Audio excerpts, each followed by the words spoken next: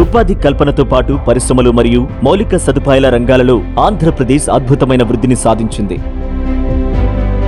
గత 55 నెలల్లో రాష్ట్రంలో 311కు పైగా ప్రధాన పరిశ్రమలు స్థాపించి గ్లోబల్ ఇన్వెస్టర్ సమ్మిట్ లో 13.11 లక్షల కోట్ల పెట్టుబడులతో 6 లక్షల ఉద్యోగాలు, 3.94 లక్షల యూనిట్లతో ఉద్యోగాలను కల్పించింది జగనన్న ప్రభుత్వం.